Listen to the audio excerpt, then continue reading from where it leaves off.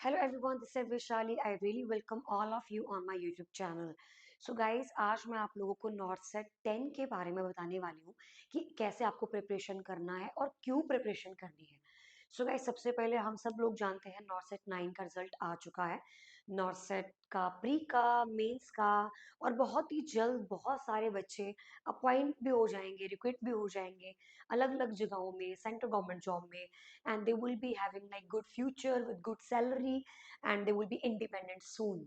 तो गाइज ये एक बहुत बड़ा रीजन है हमें इस प्रकार के नॉर्थ सेट एग्जाम को क्लियर करने का, बिकॉज हमें बहुत ही ज्यादा इंडिपेंडेंसी मिलती है इन एग्जाम्स को क्लियर करके।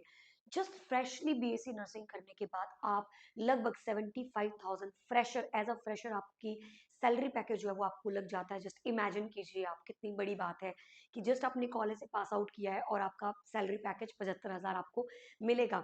आई डोंट थिंक सो इससे बेस्ट कोई डिग्री या इससे बेस्ट कोई फ्यूचर प्लान आपका हो सकता है, जिसमें जस्ट आपको 5 से 6 महीना मेहनत करनी है, वो भी वही पढ़ना है जो आपने ऑलरेडी अपनी डिग्री में पढ़ा है। ऐसा नहीं है कि आपको कुछ अलग से पढ़ना है, वही जो 4 साल आपने डिग्री में पढ़ा है वही आपको पढ़ना है, दैट्स इट, और कुछ भी एक्स्ट्रा नहीं पढ़ना है।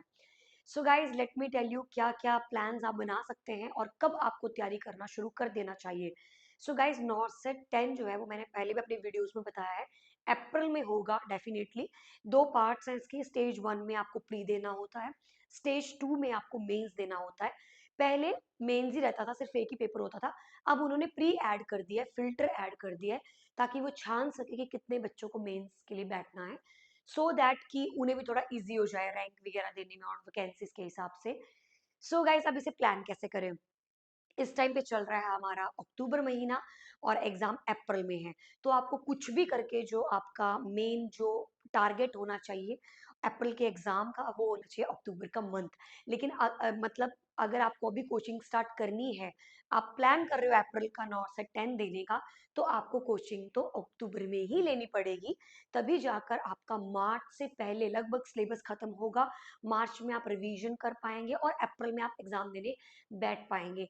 So guys, October is the best month for your coaching, इसीलिए हमने अपना जो कोर्स था वो 2 अक्टूबर को लॉन्च किया था, जिसमें हमारे 3 क्लासेस तो हो चुकी हैं। हमारी एक खुद की एप्लीकेशन भी है, जिस एप्लीकेशन में हम क्लासेस को ले रहे हैं। एवरी डे क्लास स्टार्ट होने से पहले हम नोट्स शेयर कर देते हैं, और उन नोट्स से बाहर आपको बिल्कुल भी नहीं पढ़ना होता है। हर सैटरडे को जो है वो क्वेश्चन आंसर्स का टेस्ट रहते हैं, बट पर्टिकुलरली अभी तो सिलेबस भी खत्म नहीं हुआ है, जस्ट शुरू हुआ है, तो इसीलिए हम अभी सैटरडे में टेस्ट ना लेकर आपको डाटा को थोड़ा सा रिवाइज करवाते हैं, पूरा हफ्ता आपने क्या पढ़ा है वो चीजों को बताते हैं। सो गाइज, अब मैं आपको बताती हूँ एक शॉर्टकट सा प्लान। अगर इन केस फॉर एग्जाम्पल अगर अक्टूबर में आप अपनी प्रिपरेशन स्टार्ट करते हो, तो आपको शुरुआती जो घंटे जो पढ़ने शुरू करने हैं, that will be your 2 to 3 hours. आपको सिर्फ और सिर्फ 2 से 3 घंटा ही अभी पढ़ना है, ओनली 2 to 3 आवर्स। जैसे कि हम सब जानते हैं अक्टूबर का महीना चल रहा है, तो इस मंथ में आपको 8 8 9 9 10 घंटे पढ़ने की जरूरत नहीं है। आपको सिर्फ इस महीने में सिर्फ 2 से 3 घंटा पढ़ना है, जिसमें से 2 घंटे की तो हमारी क्लास को आप रिवाइज करने वाले हैं। हम 2 आवर क्लास लेते हैं एवरीडे, मंडे टू फ्राइडे। सो 2 घंटा आपको क्लास को रिवाइज करना है, और जो बचा हुआ 1 घंटा रह जाएगा, उसमें आपने यूट्यूब पे जहां जाना है वहां जाओ, जिस एप्लीकेशन में से करना है वहां से टारगेट हाई पी या तो वॉट एवर यू लाइक, जो भी आप पसंद करते हो किताब, उस बुक में मेरी कोई ऐसे प्रेफरेबल बुक नहीं है, बिकॉज मुझे बुक्स के एमसीक्यूज करने में उतना इंटरेस्ट नहीं आता जितना इंटरेस्ट मुझे डाटा रिवाइज करने में आता है, तो मैं उसमें ज्यादा खुश रहती हूँ। क्वेश्चन सॉल्व करने में मुझे इतना इंटरेस्ट नहीं रहता है। और इवन आप बिलीव नहीं करेंगे, बहुत सारे एम्स दिल्ली में भी क्विज होते रहते हैं, और बहुत सारा बच्चा जो पता नहीं कहाँ कहाँ से एप्लीकेशन से क्वेश्चन रिवाइज कर कर आते हैं, भर भर के 2 2 हजार, 5 5 हजार। उन लोगों का और मेरा अगर स्कोर काउंट करें तो लगभग 4 या 5 नंबर का ही फर्क आता है, और मैं सिर्फ अपना डाटा रिवाइज करती हूँ, दैट्स इट। मुझे क्वेश्चन में उतना इंटरेस्ट नहीं बनता है। बट बहुत सारा ऐसा स्टूडेंट है जो क्वेश्चन करने में जिन्हें ज्यादा इंटरेस्ट आता है, तो गाइस आप ये 1 आवर उस चीज को दोगे, या तो आप 2 से 3 2 घंटा जो हमारा डाटा रिवाइज कर रहे हो, या तो उसी को रिवाइज करो। 1 घंटा जो बच गया उसमें भी उसी को रिवाइज करो, या फिर 2 घंटा हमारा डाटा रिवाइज करने के बाद 1 आवर आप अपने खुद के एमसीक्यूज उस चैप्टर से ओरिएंटेड सॉल्व कर सकते हैं। देन आफ्टर गाइस, जैसे अक्टूबर का महीना निकलेगा, आपका मेडिकल सर्जिकल जैसे हमने शुरू किया हुआ है, स्लोली स्लोली मेडिकल सर्जिकल के बाद जब बाकी सब्जेक्ट्स में हम जाने वाले हैं, उस टाइम पे आपको अगले महीने नवंबर दिसंबर का जो महीना शुरू होगा, आपको इनको बढ़ाकर कर देना है 5 से 6 घंटा, आपको इंक्रीज कर देना है 5 to 6 आवर्स। फिर आपका आएगा जनवरी, फरवरी और मार्च, और गाइस ये 3 महीना लिटरली आपकी जिंदगी बदल देंगे, जहां पर असलियत में 8 से 12 घंटे की जो स्टडी है, जिसे हम कहते हैं 8 to 12 आवर्स की जो स्टडी है, वो आप यहाँ शुरू करने वाले हैं।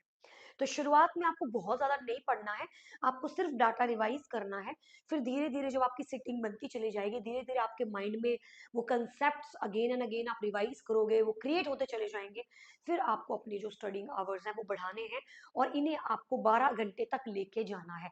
कोशिश करनी है कि सारा दिन हम बस फोन चला रहे हैं या फिर घूम रहे हैं फिर रहे हैं, वो भी 12 घंटे, तो आपको पता ही है 12 घंटे सोना is like more than enough. तो कोशिश कीजिए कि 8 से 12 घंटे के बीच में कहीं पे भी आप लाई डाउन करें, कोई इशू नहीं है। इतने आवर्स तो आपको जैन फेब और मार्च में देने ही देने हैं। देन आफ्टर आता है आपका मार्च का एंड पीरियड, उसमें आपको सिर्फ धुआंधार क्वेश्चंस क्वेश्चंस क्वेश्चंस कर रहे हैं। यहाँ पे तो क्वेश्चंस करने ही पड़ते हैं, ताकि आपका जो दिमाग है वो हर तरीके से चल सके। और रही बात डाटा की, guys I still remember, gynae 2 घंटे में पूरी की पूरी गाइनी 2 घंटे में रिवाइज करती हूँ मैं, अभी भी अगर मैं अपनी गाइनी की नोटबुक पकड़ूं, तो मैं उसे मैक्सिमम से मैक्सिमम 2 आवर्स में पूरी गाइनी को रिवाइज कर डालती हूँ। सेक्रेटरी की बात करूं तो भी सेम आवर्स, मेडिकल सर्जिकल में थोड़ा टाइम लग जाता है, बट आपको फंडा, रिसर्च, मैनेजमेंट, इन टॉपिक्स को 2-2 3-3 घंटे में रिवाइज कर लेना है सारा। और ये कब होगा? ये तब हो पाएगा जब आपने इतना घंटा पढ़ाई कर करके रिवीजन करी है तो। So guys still again I am telling you, north set 10 का अगर आप प्लान लेके चल रहे हो, आपको अक्टूबर से स्टार्ट करना ही पड़ेगा प्रिपरेशन, वरना आप अप्रैल में बिल्कुल भी मत सोचो आपका रैंक आने भी वाला है। सो अपने दिमाग को स्टार्ट कर दो प्रैक्टिस में लेकर आना, और आप अपनी प्रिपरेशन शुरू कर सकते हैं। बहुत सारे कोचिंग सेंटर्स है गाइस, आप कहीं पे भी जा सकते हो, आप हमारी भी हेल्प ले सकते हो, आप हमारा कोचिंग सेंटर भी ज्वाइन कर सकते हैं। हम तो बहुत सीरियस हैं अपने पहले बैच को लेकर, बहुत बहुत ज्यादा सीरियस हैं। सो अगर आप हमारे साथ इनरोल होना चाहते हैं तो आप हमें कॉल कर सकते हैं, 9717686983। आप हमें कॉल कर सकते हैं। आप हमें कॉल करेंगे तो हम आपको अपना जो फुल बैच जो रन हो रहा है वो हम आपको डेफिनेटली उसमें इनरोल कर देंगे। हमारा एक ग्रुप है, रेगुलर बैच का हमारा एक ग्रुप है, जिसमें एवरीडे के नोटिफिकेशंस आते हैं, और मैं एक सुपरविजन क्लासेस लेती हूँ ताकि आपको मेन बेसिक्स पता चल सके। और डीप तरीके हमारे पास बेस्ट टीचर्स हैं जो कि आपको डेफिनेटली हेल्प करते हैं डाटा को और डीप जाने में, डाइव इन करने में, सो दैट आप किसी भी प्रकार से अपने सिलेक्शन में सीट ले सके, रैंक ले सके। So guys, thank you so much for watching my video, and again I'm telling you, do your best, have some faith on you, have some faith on your teacher, and बहुत ज़्यादा research करने की भी ज़रूरत नहीं है। आपको पता है आज के ज़माने में कितने ही यूट्यूब्स पे कितने ही टीचर्स आ चुके हैं, इतना ज़्यादा आ चुके हैं, इसमें कोई लिमिट भी नहीं है।